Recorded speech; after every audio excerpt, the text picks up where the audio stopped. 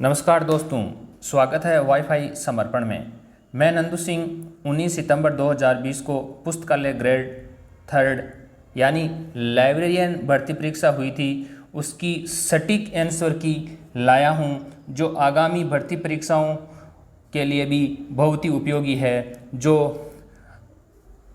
परीक्षार्थी या प्रतियोगी या अभ्यर्थी जो और भी कई एग्ज़ाम देना चाहते हैं, उनके लिए भी ये बहुत ही महत्वपूर्ण होगी। इसकी में संपूर्ण विश्लेषण किया गया है, संपूर्ण विश्लेषण के साथ बहुत ही सटीक की है। तो आइए हम हल करते हैं लाइब्रेरियन भर्ती परीक्षा के प्रश्न पत्र को। देखिए पहले सवाल दोस्तों क्या पूछा गया है, देखिए यहाँ पे कि कौन से पॉलिटिकल एजेंट ने जोधपुर में 1857 के विप्लव में मारे गए थे। कौन से पॉलिटिकल एजेंट थे जो 1857 की क्रांति में जोधपुर में 1857 के विप्लव में मारे गए थे।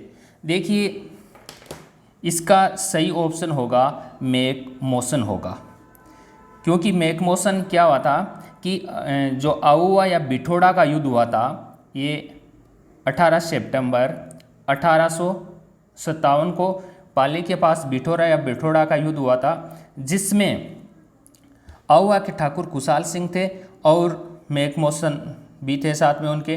तो मैक मॉसन किसके साथ में था कि जोधपुर की सेना के साथ था। जोधपुर की सेना यानी जोधपुर के राजा तखत सिंह के नेतृत्व में थी और उनके साथ में मैक मॉसन भी था। तो जोधपुर और जो आउवा के ठाकुर कुशाल सिंह के मध्य युद्ध हुआ, जिसमें जोधपुर की ओर से ही पॉलिटिकल एजेंट थे, यानी मारवाड़ के पॉलिटिकल एजेंट थे मैक मॉसन। इनका सिर काट करके और आहुआ के किले पर लटका दिया गया था। तो इसका विप्लव में मारे जाने वाले थे मैक मॉसन ने, और संभवतः कहते हैं कि मैक मॉसन का सिर काटने वाले आहुआ के ठाकुर कुशाल सिंह स्वयं थे।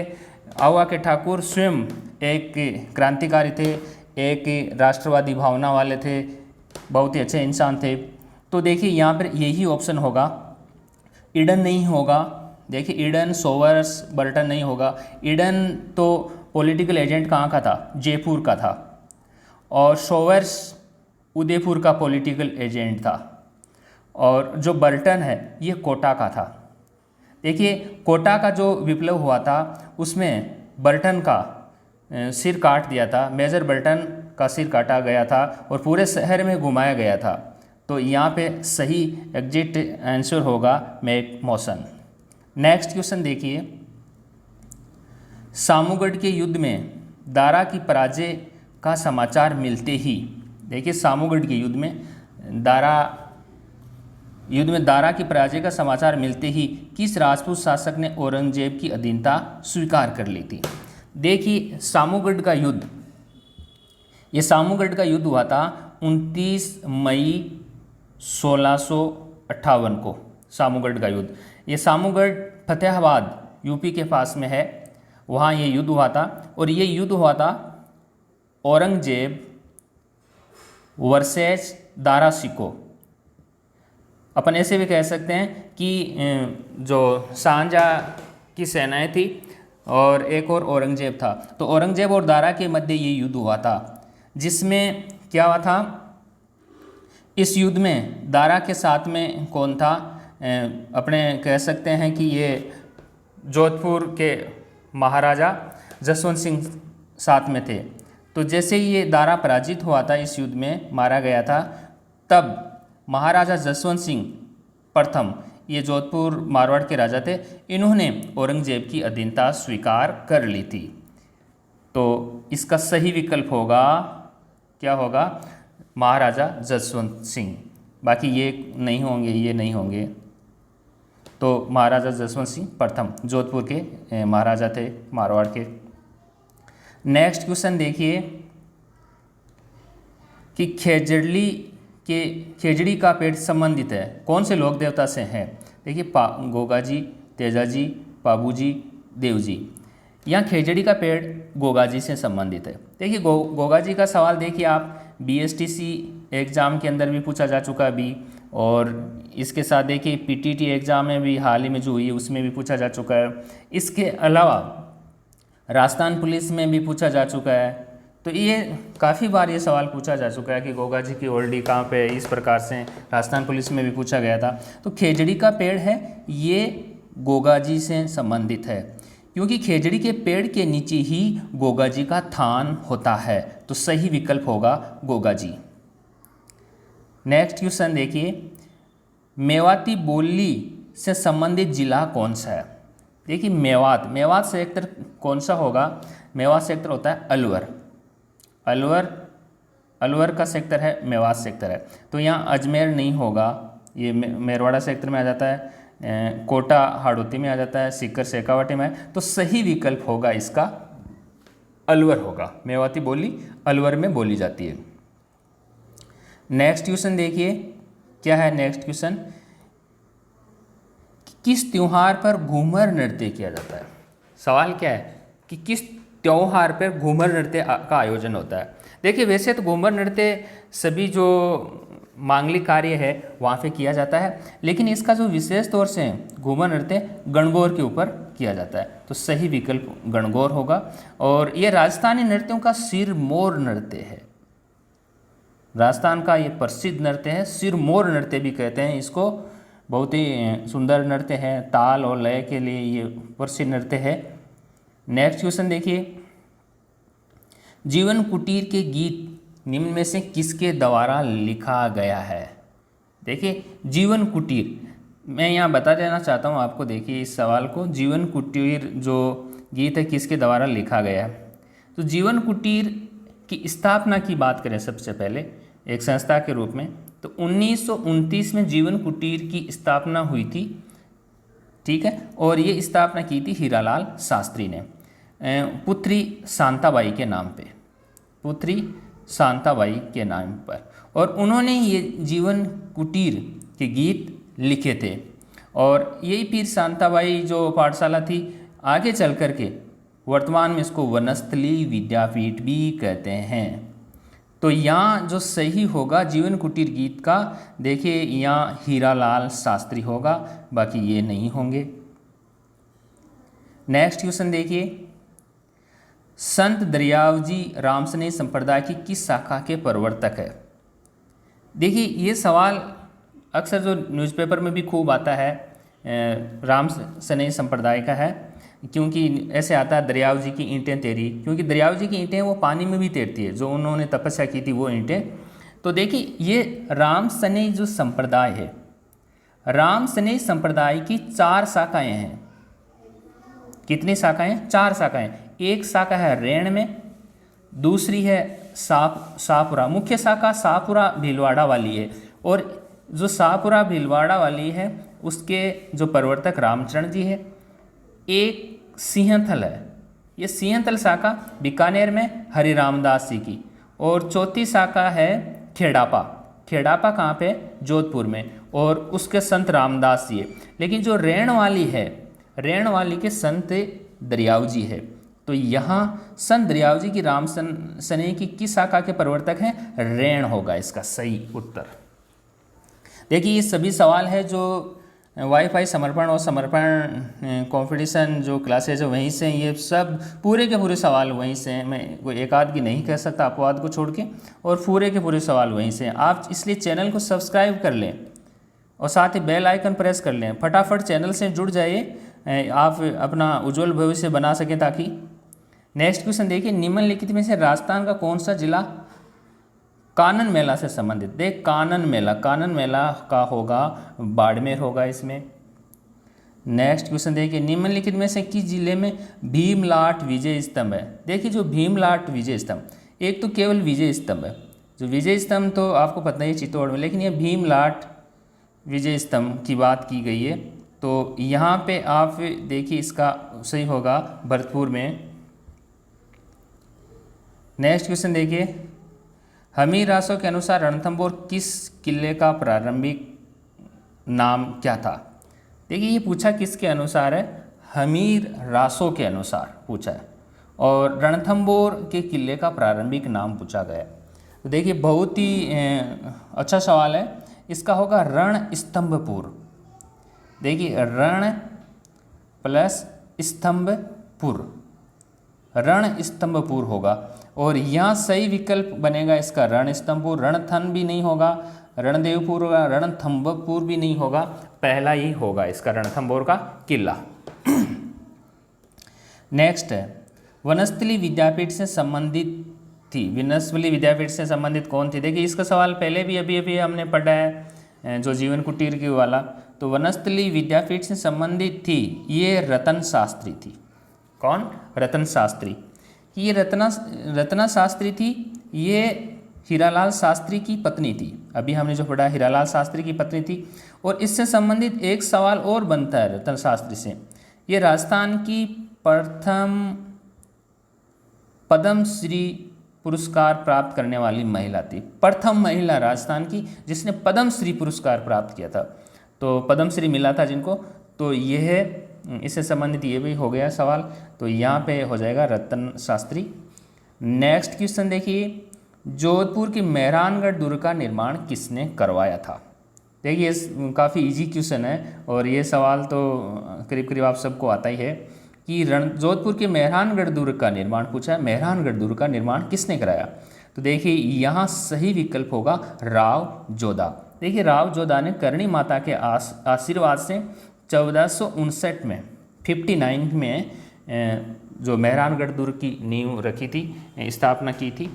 ठीक है, तो यहाँ पे राव जोधा होगा।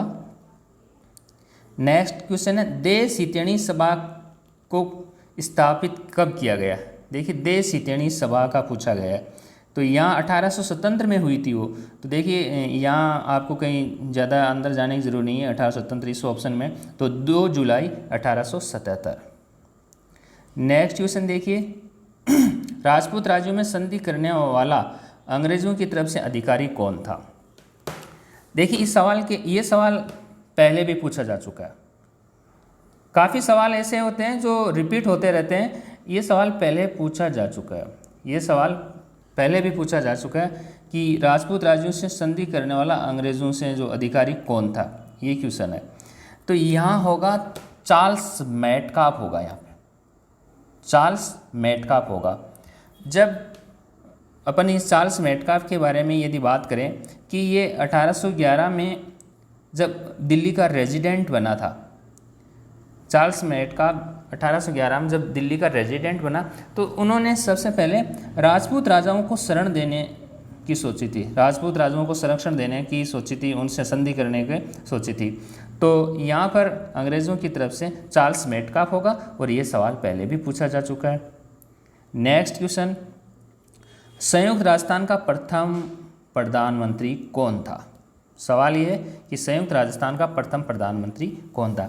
देखिए यहाँ थोड़ा सवाल को समझना जरूरी है। एक संयुक्त वृत्त था, यहाँ केवल संयुक्त राजस्थान की बात की गई है और उसका पूछा गया है प्रधानमंत्री। देखिए संयुक्त राजस्थान का जो एकीकरण हुआ वो कई चरणों में हुआ था, 7 चरणों में हुआ था। जो तीसरा चरण था, देखिए संयुक्त राजस्थान, ये तीसरा चरण हुआ था 18 अप्रैल 1948 को। ये तीसरा चरण की तिथि थी जिसका नाम था संयुक्त राजस्थान। और इस संयुक्त राजस्थान में किसका विलय हुआ? उदयपुर का हुआ था विलय। और इस समय जो प्रधानमंत्री पूछा है, प्रधानमंत्री बनने वाला था माणिक्यलाल वर्मा था प्रधानमंत्री बनने वाला। देखिए यहाँ से कई बार सवाल पूछा गया। यहाँ से जो सवाल पहले बार बार पूछा गया है राज प्रमुख का, संयुक्त राजस्थान का राज प्रमुख किसको बनाया था? तो उदयपुर का एकीकरण हुआ था विलय, तो राज प्रमुख उदयपुर, उस समय राजा कौन था उदयपुर रियासत का राजा? तो उस समय भूपाल सिंह था। तो राज प्रमुख यदि संयुक्त राजस्थान का पूछे तो भूपाल सिंह ध्यान रखना, और उप राज प्रमुख पूछे गए तो कोटा का राजा होगा भीम सिंह। और देखिए इसका उद्घाटन किसने किया था? इसका उद्घाटन किया था चाचा ने। चाचा का मतलब पंडित जवाहरलाल नेहरू ने इसका उद्घाटन किया था। तो यहाँ सही जो विकल्प होगा, संयुक्त राजस्थान का प्रथम प्रधानमंत्री कौन था, यहाँ पे अपन करेंगे माणिक्यलाल वर्मा। ये इसका सही उत्तर होगा। नेक्स्ट क्वेश्चन देखिए, गणेश्वर सभ्यता किस काल से संबंधित है? देखिए मैंने आपको हिस्ट्री ऑफ राजस्थान में राजस्थान की प्राचीन सभ्यताएं पढ़ाई थी। यदि आपने वाईफाई समर्पण चैनल में हिस्ट्री ऑफ राजस्थान की प्लेलिस्ट नहीं देखी है तो आप या तो वाईफाई समर्पण चैनल में आप जाइए, कहाँ पे, हिस्ट्री ऑफ राजस्थान की प्लेलिस्ट में देखिए, या फिर डिस्क्रिप्शन में लिंक को प्रेस कीजिए जहाँ पे आपको ये राजस्थान की सभी सभ्यताएं मिल जाएगी। और मैंने ये आपको पहले ही बता दिया था जब राजस्थान की सभ्यताएं पढ़ाई थी कि राजस्थान की सभ्यताओं में से एक सवाल मान करके चलना है हर कंपटीशन एग्जाम में, और जो दूसरा सवाल मान करके चलना है वो चलना है गुर्जर प्रतिहार में से। आज तक आप कोई भी कंपटीशन एग्जाम के पेपर को उठा के देख लीजिए, आपको निश्चित रूप से इन दो में से आपको हर बार एक सवाल आता है। अपने केवल पढ़ने से नहीं होता, अपने को ये भी पता होना चाहिए सवाल कहाँ से पूछा जा रहा है, कैसे सवाल आ रहे हैं, ये सब अपने को पता होना चाहिए। तो देखिए गणेश्वर सभ्यता है ताम्र जननी, ताम्र कांस्य सभ्यता होगी, हड़प्पा काल नहीं होगा, लोहे युग नहीं होगा पूरा, ताम्र कांस्य युग सभ्यता यानी ताम्र जननी सभ्यता भी कहते हैं। ताम्र जननी, गणेश्वर को ताम्र जननी सभ्यता। और ताम्र नगरी पूछा जाए दोस्तों, ताम्र नगरी का भी सवाल कई बार आ चुका है। नगरी शब्द आते ही आपको आहड़ सभ्यता का ध्यान रखना है। नेक्स्ट क्वेश्चन, राज प्रशस्ति की रचना किसने की थी? ये सवाल पूछा गया। राज प्रशस्ति का सवाल पहले भी काफ़ी बार पूछा जा चुका है और ये एक बार ये फिर सवाल आ चुका है। देखिए राज प्रशस्ति की रचना की अपन जो बात करें तो देखिए राज प्रशस्ति की रचना, ये राज प्रशस्ति पहली बात तो कहाँ पे है? देखिए राजसमंद की झील पर स्थित है। राजसमंद जो झील है राजसमंद में ही है, तो राजसमंद की झील पे स्थित है और ये विश्व की सबसे बड़ी प्रशस्ति है। 25 जो संगमरमर के शिलालेख है उनके ऊपर ये लिखी गई है। तो वहाँ का राजा था राज सिंह, और राज सिंह के जो दरबारी कवि था रणछोड़ भट्ट तेलंग। बस रणछोड़ भट्ट तेलंग ने ही राज प्रशस्ति की रचना की थी। तो यहाँ सही होगा रणछोड़ भट्ट होगा। और दोस्तों यहाँ से कई बार सवाल ये पूछा जा चुका है किस झील का नामकरण है, उस जिले के नाम पर है, तो यही राजसमंद ही होगा। इसके अलावा राजसमंद झील की जो कब बनी थी ये स्थापना, ये 1662 में निर्माण कार्य कब हुआ, 1662 में, ये भी सवाल कई बार पूछा जा चुका है। तो यहाँ पे रणछोड़ भट्ट याद रखना। नेक्स्ट क्वेश्चन है अली बख्शी ख्याल राजस्थान के कौन से सेक्टर से प्रचलित है, लोकनाट्य शैली है, कहाँ की है? देखिए ये जो अली बख्शी की अपन जो यदि बात करें अली बख्शी की, तो अली बख्शी ख्याल है ये अलवर का है। यहाँ पे देखिए ऑप्शन क्या है, अलवर। और अलवर का रसखान अली बख्शी को ही कहते हैं, अलवर का रसखान। ये अलवर का रसखान कौन है? अली बख्शी, अली बख्शी है और उसी के नाम पर अली बख्शी ख्याल है, तो इस सही ऑप्शन अलवर होगा। नेक्स्ट क्वेश्चन देखिए बहुत ही अच्छा क्वेश्चन है, मूसी महारानी की छतरी कहाँ पर स्थित है?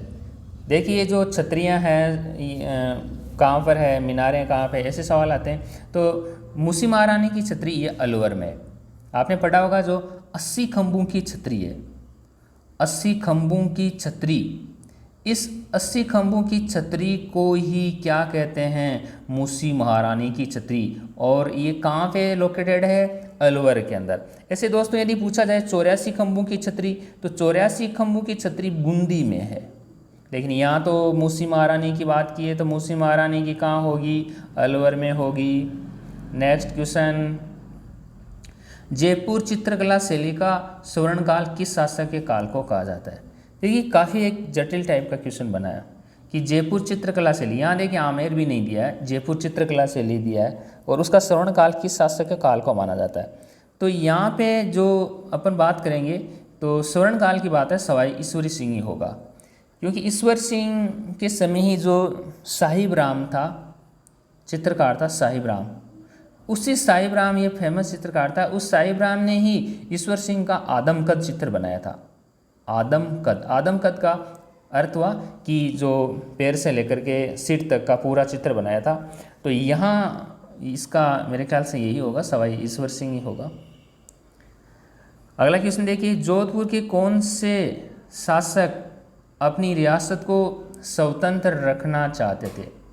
कहाँ के? जोधपुर की बात की गई, जो अपने रियासत को क्या रखना चाहते थे, स्वतंत्र रखना चाहते थे, यानी नहीं वो भारत में या पाकिस्तान में मिलना चाहते थे, इस प्रकार से था। तो देखिए यहाँ कौन होगा? महाराजा हनुमंत सिंह होगा, जोधपुर के महाराजा हनुमंत सिंह होगा। देखिए हुआ क्या कि मोहम्मद जो अली जिन्ना थे, मोहम्मद अली जिन्ना ने क्या हुआ, हनुमंत सिंह को लालच दिया था कि आप पाकिस्तान में मिल जाइए, आपको कराची बंदरगाह का अधिकार दे दिया जाएगा, बंदरगाह का नियंत्रण दिया जाएगा। यानी कराची बंदरगाह के नियंत्रण का लालच जिन्ना ने किसको दिया था? महाराजा हनुमंत सिंह को दिया था। तो एक बार ये वहाँ भी मिलना चाहते थे।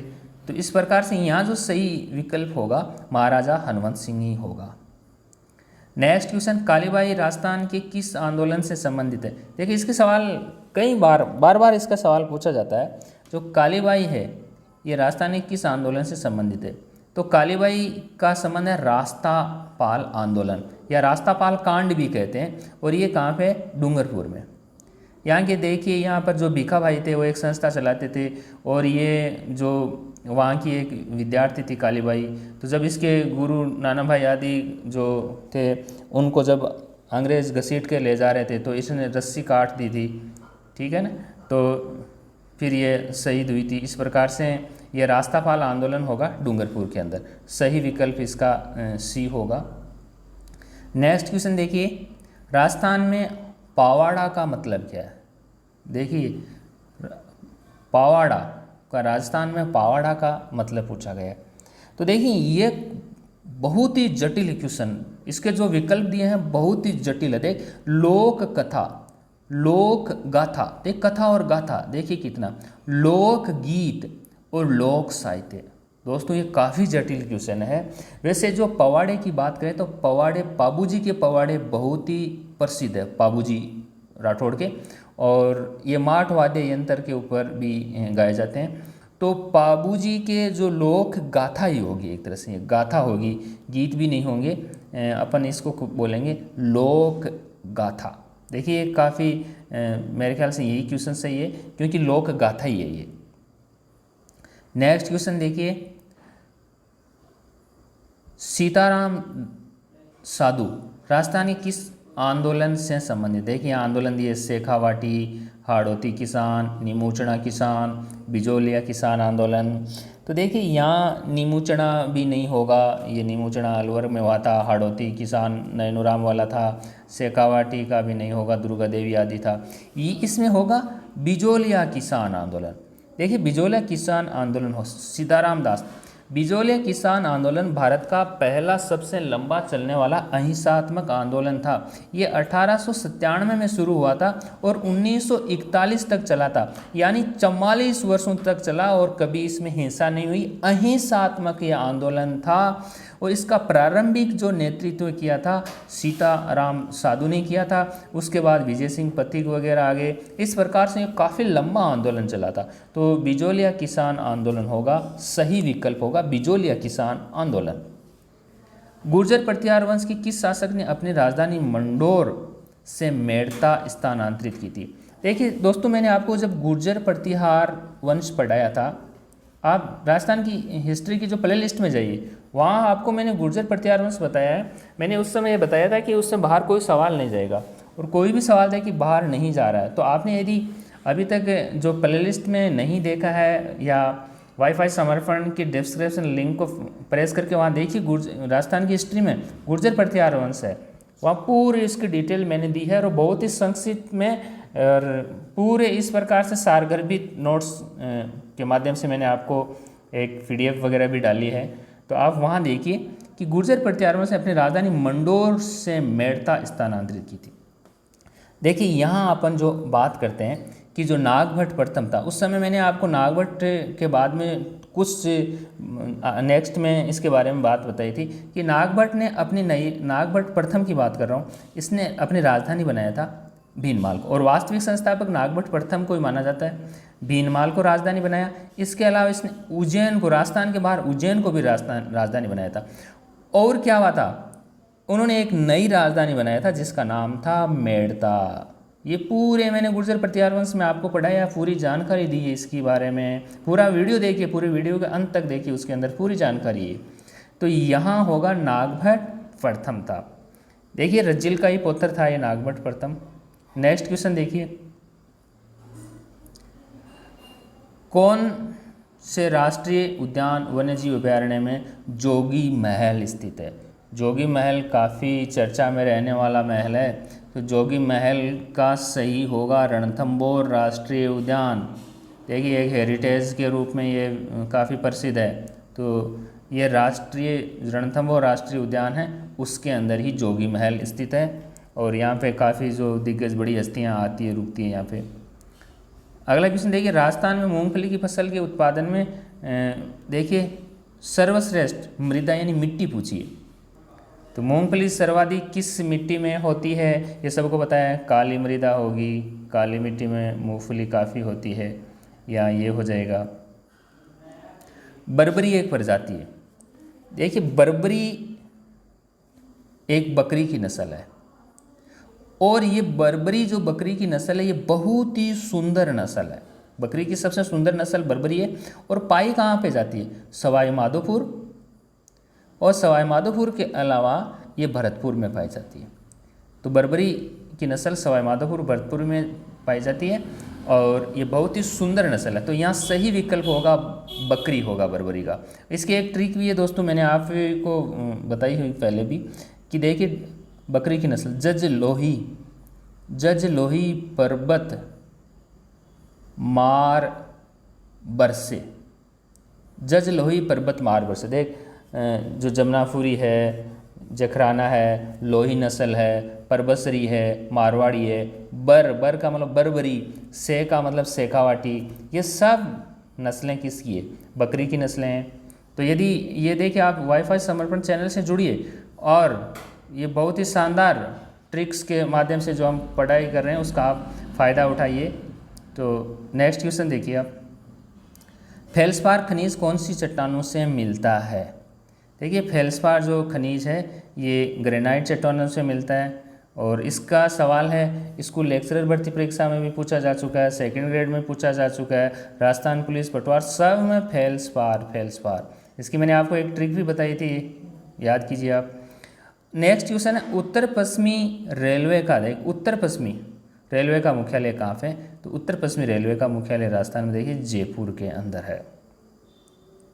अगला है, मरुस्थलीकरण के विस्तार से संरक्षण की कौन सी तकनीकी सबसे उपयुक्त है? जो मरुस्थल का विस्तार हो रहा है, फैल रहा है, उसको संरक्षण करने की, रोकने की तकनीकी कौन सी? देखिए पहले में मृदा नमों का संरक्षण, भूमिगत जल भरण पुनर्भरण, बालू का स्तूप स्थिरीकरण, वात रोधी वृक्षारोपण पट्टी। देखिए सबसे ये होगा।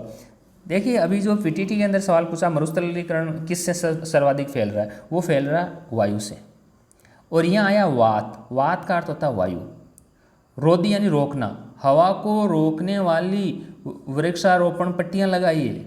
जब वायु के द्वारा सबसे ज़्यादा यहाँ अपर्दन होता है मिट्टी का, तो यहाँ जो सही विकल्प होगा ये होगा वात रोधी वृक्षारोपण पट्टी। इससे मरुस्थलीकरण को अपन रोक सकते हैं। नेक्स्ट क्वेश्चन देखिए, निम्नलिखित में से राजस्थान की कौन सी सिंचाई परियोजना सबसे पुरानी है? देखिए सबसे पुरानी सिंचाई परियोजना पूछी गई है, और ये सवाल पहले भी आ चुका है, लेकिन उस समय इसका सवाल पूछने का सवाल का तरीका अलग था। उस समय था कि भारत की सबसे पुरानी सिंचाई परियोजना या नहर कौन सी है? तो देखिए जो भारत की वो राजस्थान की सिंचाई परियोजना हो गई, तो देखिए यहाँ होगा गंग नहर परियोजना, सही विकल्प बी होगा गंग नहर। देखिए गंग नहर से संबंधित जो सवाल पूछे गए हैं वो मैं आपको बता देता हूँ कि एक तो 1927 का, ऑप्शन में 22 नहीं था। गंग नहर का शुभारंभ कब हुआ, कब इसका लोकार्पण हुआ, तो तिथि पूछी थी 1927। भारत की सबसे पुरानी नहर यही गंग नहर है। और आज तीसरा सवाल देखिए इसका, ये देख लीजिए आप। तो इसकी जो स्थापना शुरुआत हुई थी 1922 में, निर्माण कार्य हुआ शुरू, और 1927 में ये बनकर के तैयार हुई थी। उस समय लॉर्ड इरविन था, इरविन ने इस गंग नहर का उद्घाटन किया था। और ये बनाई किसने थी? गंगा सिंह, जो बीकानेर के महाराजा थे, जिनको भागीरथ भी कहते हैं अपन। नेक्स्ट क्वेश्चन देखिए, राजस्थान का दक्षिणतम अक्षांश पूछा है।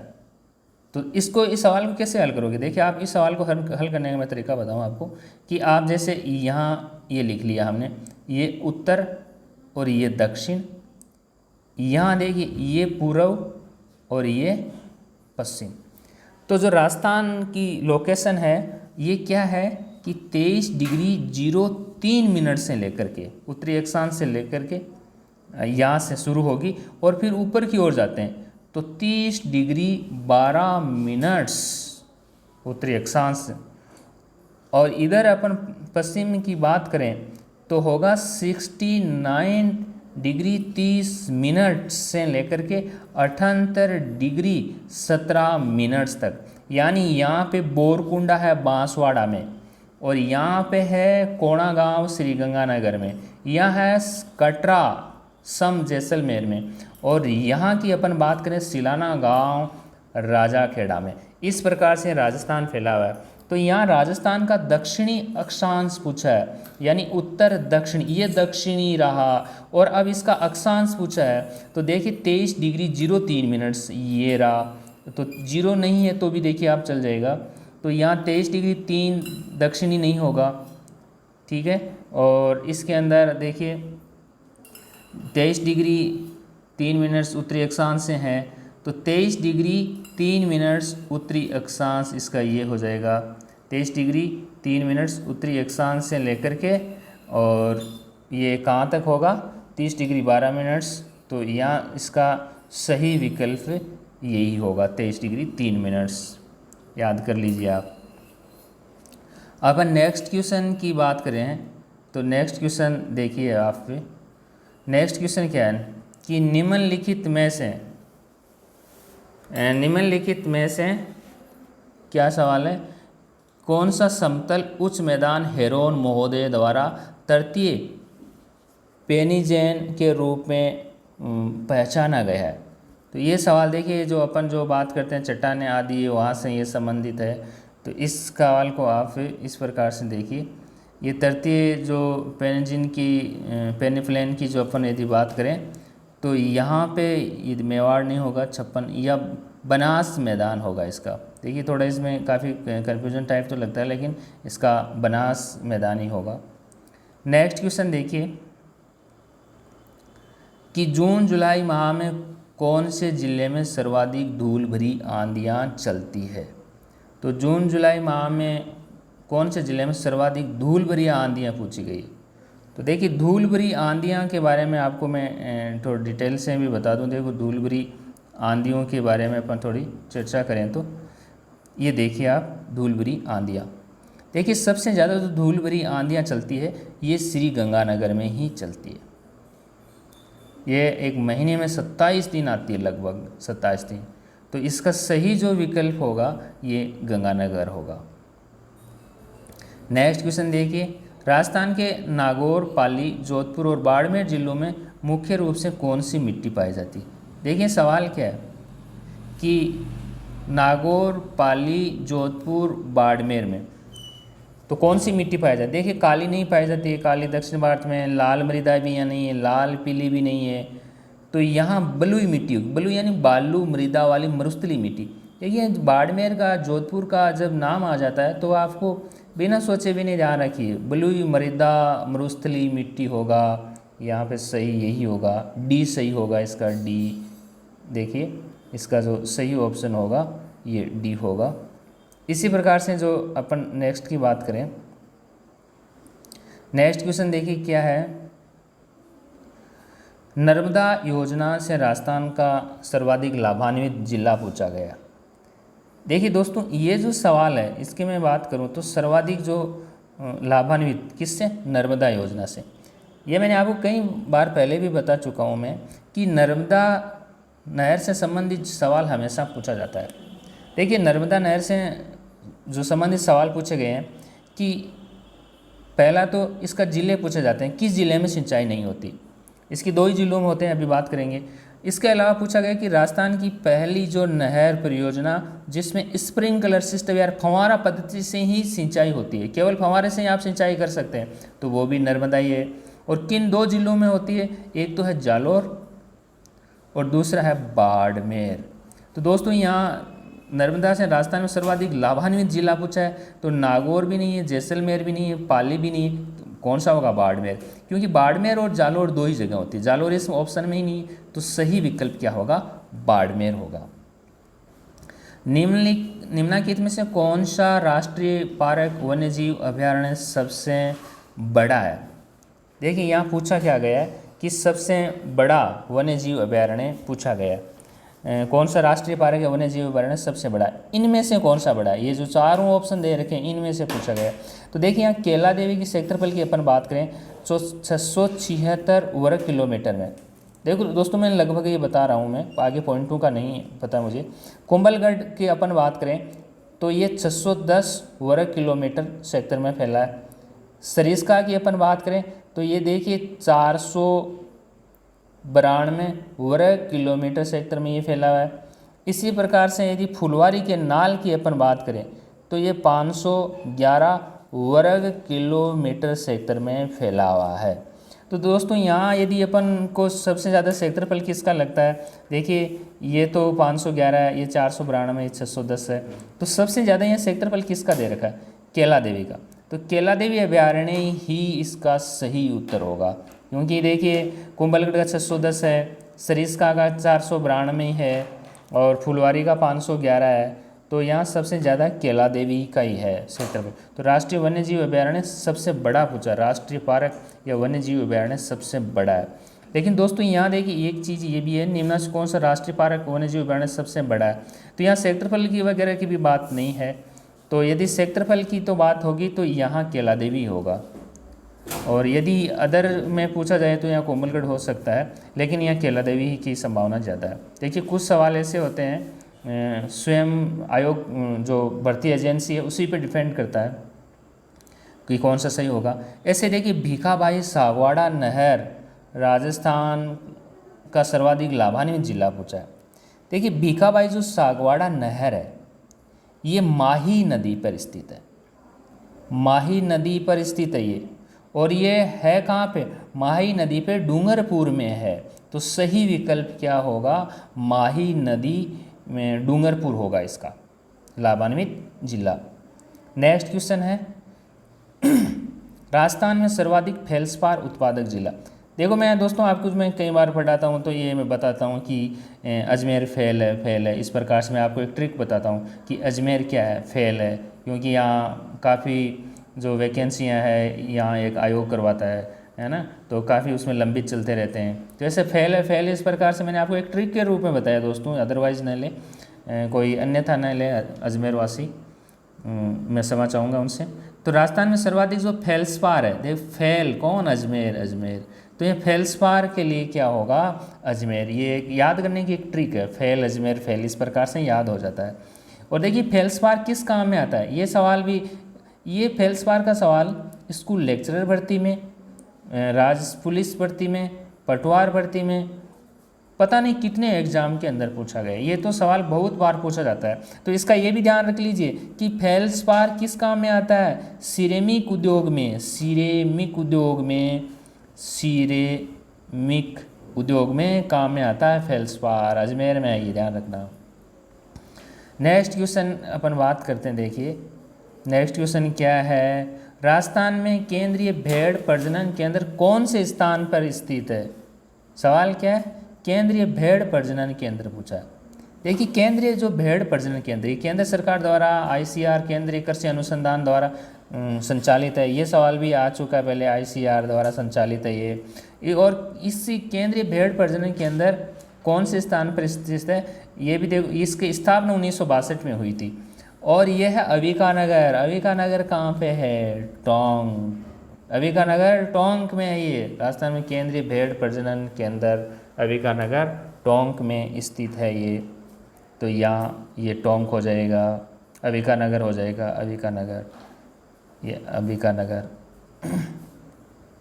नेक्स्ट क्वेश्चन देखिए कि राष्ट्रीय मरु उद्यान को किस नाम से भी जाना जाता है? देखिए राष्ट्रीय मरु उद्यान कहाँ पर स्थित है? पहले तो देखिए नाम इसका राष्ट्रीय, लेकिन राष्ट्रीय नहीं है, नेशनल पार्क नहीं है। हालांकि नेशनल पार्क के लिए इसका प्रस्ताव भेजा गया है, लेकिन अभी नेशनल पार्क का दर्जा नहीं मिला है। ये देखिए जैसलमेर और बाड़मेर के अंदर स्थित है, 2 जिलों में स्थित है। तो नेशनल राष्ट्रीय जो मरु उद्यान है ये जीवाश्म पार्क, फॉसिल्स पार्क है, ये फॉसिल्स पार्क के रूप में जाना जाता है। तो यहाँ सही विकल्प होगा जीवाश्म पार्क। देखिए वन्यजीव पार्क नहीं होगा, घास सेक्टर पार्क नहीं होगा, टाइगर पार्क तो है भी नहीं, तो सही जीवाश्म पार्क, यहाँ जीवाश्म को मिले हैं। यहाँ पे देखिए आकलवुड फॉसिल्स पार्क मिले हैं। नेक्स्ट क्वेश्चन देखिए, निम्नलिखित युग में से कौन सा सही सुमेलित नहीं है, यानी सही सुमेलित नहीं है। देखिए चंबल, बनास, बनास, बेड़च, माही, साबरमती, लूनी, सूखड़ी। इसका मतलब ये हुआ कि उनकी सहायक नदियों का। देखिए जो बनास है वो किस में मिलती है, चंबल में मिलती है, चंबल की सहायक है, तो दोनों एक दूसरे से संबंध हो गई। बेड़च नदी है ये बनास में मिलती है, तो ये दोनों एक सहायक हो गई। ऐसे देखिए साबरमती, साबरमती देखिए माही में नहीं मिलती। साबरमती नदी का जो उद्गम होता है वो उदयपुर से होता है, और उसके बाद में गुजरात, अहमदाबाद बहती हुई खंबात की खाड़ी यानी अरब सागर में गिर जाती है। माही नदी अलग है, माही डूंगरपुर, प्रतापगढ़, बांसवाड़ा में बहती है, तो वहाँ बहती हुई फिर ये खंबात की खाड़ी मिलती है, लेकिन ये दोनों आपस में नहीं मिलती है। लूनी, सूखड़ी नदी कहाँ मिलती है, लूनी में मिलती है, ये दोनों संबंध हो गए। लेकिन देखिए यह नहीं हुआ, कौन सा नहीं हुआ, माही और साबरमती का नहीं हुआ, एक दूसरे की सहायक नदियाँ नहीं है। तो मेरे ख्याल से ये सुमेलित नहीं है, यही सवाल होना चाहिए, यही होगा देखिए कन्फर्म। नेक्स्ट क्वेश्चन, अर्धशुष्क पूर्वी मैदानी कृषि जलवायु उपखंड में सम्मिलित है। देखिए अर्धशुष्क पूर्वी मैदानी कृषि जलवायु उपखंड में सम्मिलित पूछा गया है, तो अर्धशुष्क बात आ गई। देखिए पहले तो फिर पूछा पूर्वी मैदानी, तो अपन देखिए जैसे राजस्थान के नक्शे की बात करेंगे, ये राजस्थान के यदि नक्शे की बात करें तो ये उत्तर है, ये दक्षिण है, ये पूर्वी भाग आ गया और ये पश्चिम भाग गया। तो भाग कौन सा पूछा, ये भाग पूछा है। तो देखिए ये उदयपुर भीलवाड़ा इस भाग में नहीं है, ठीक है। डूंगरपुर बांसवाड़ा यहाँ पे आ गए, ये भी नहीं है। जयपुर, अजमेर, टोंक, दौसा, ये सब देखिए यहाँ पे पूर्वी मैदानी। जबकि अलवर, भरतपुर, धौलपुर ये यहाँ आ जाएंगे, यहाँ पे थोड़ा दक्षिण में भी आ जाएंगे ये, तो ये भी नहीं होंगे। तो इसका सही जो विकल्प होगा जयपुर, अजमेर, टोंक और दौसा होगा। नेक्स्ट क्वेश्चन देखिए, गजनेर लिफ्ट नहर का नया नाम क्या है। देखिए गजनेर लिफ्ट नहर का नया नाम पूछा गया है, और दोस्तों ये सवाल पहले 3rd ग्रेड भर्ती परीक्षा में भी पूछा जा चुका है और कई बार ये सवाल पहले भी आ चुका है। देखिए गजनेर लिफ्ट नहर का नाम क्या है, ये सवाल देखिए आप। देखिए पन्नालाल बारूपाल, कंवर सेन, कुंभाराम, जयनारायण। गजनेर का होगा पन्नालाल बारूपाल। गज पन्ना याद रखना आप, इसकी ट्रिक है याद करने की, गज पन्ना। इसका मतलब गजनेर लिफ्ट का नया नाम पन्नालाल बारूपाल लिफ्ट नहर है। और दोस्तों ये 2 बार पहले पूछा जा चुका है, मेरे ख्याल से ज़्यादा पूछा होगा, लेकिन जितना मुझे देखा है मैंने पेपर्स के अंदर वो बता रहा हूँ मैं आपको कि ये पूछा गया था कि पन्नालाल नागौर जिले को पेयजल आपूर्ति किससे होती है। तो देखिए नागौर और बीकानेर दोनों को जो पेयजल आपूर्ति होती है ये पन्नालाल बारूपाल लिफ्ट नहर से ही होती है, और ये गजनेर का ही नया नाम है पन्नालाल बारूपाल। तो यहाँ सही विकल्प पहला ही होगा ए। राजस्थान के आंतरिक अपवाह से तंत्र में निम्नलिखित में से कौन सी नदी सम्मिलित नहीं है। सवाल क्या है, आंतरिक अपवाह। देखिए अपवाह तंत्र कितने प्रकार का राजस्थान का, 3 प्रकार का है। एक तो अरब सागर में गिरने वाली नदियाँ, बंगाल की खाड़ी में गिरने वाली नदियाँ, और आंतरिक अपवाह तंत्र वाली नदियाँ। ये 3 प्रकार का अपवाह तंत्र है। तो यहाँ पूछा है निम्नलिखित में कौन सी नदी सम्मिलित नहीं है आंतरिक अपवाह। देखिए काकनी है, यहीं पे है, काकनी है, सोता भी है, जाखम नहीं है, घग्गर भी है। घग्गर देखिए यहीं पे समाप्त हो जाती है। जब बहुत ज़्यादा बाढ़ आती है तो ये पाकिस्तान तक चली जाती है, जहाँ पर इसको हकरा कहते हैं। तो ये वैसे नहीं जाती, आंतरिक अपवाह मानिए इसको। लेकिन जाखम नदी आंतरिक नदी नहीं है, इसका छोटे सादरी प्रतापगढ़ से उद्गम होता है। किसका, जाखम नदी का उद्गम छोटे सादरी प्रतापगढ़ से होकर के फिर ये सोम नदी में मिल जाती है, और सोम नदी है ये माही में मिल जाती है। तो सोम माही जाखम का संगम बनता है, और वो स्थान है बेणेश्वर। फिर ये बंगाल अपन कह सकते हैं अरब सागर की खाड़ी में जाके गिरती है। तो इसका सही विकल्प क्या होगा, सी होगा, सी, जाखम। रातानाडा हवाई अड्डा कहाँ पे स्थित है? ये सबको पता है, ये जोधपुर में है रातानाडा। नेक्स्ट क्वेश्चन, निम्नलिखित में से कौन सा जोड़ा सुमेलित नहीं है? सुमेलित नहीं, देखिए यहाँ सवाल क्या, मैंने आपको पहले जो BSTC PTT के पेपर भी सॉल्व कराए थे उनमें पूछा, बताया भी था कि सवाल को ढंग से पढ़िए आप, सुमेलित है या नहीं है, ऐसे सवाल आते हैं यहाँ, तो नहीं पूछा है। लेकिन नक्की झील है वो सिरोही में, माउंट आबू में राजस्थान की सबसे बड़ी झील है, तो जिला सिरोही लगता है, तो ये एग्जिट सही है, सुमेलित है। गढ़सीसर तालाब है, ये जैसलमेर में है, ये भी सही है। उमेद सागर बांध ये जोधपुर में है, ये भी सही है। तलवाड़ा झील गंगानगर में नहीं है, तलवाड़ा झील हनुमानगढ़ में है ये।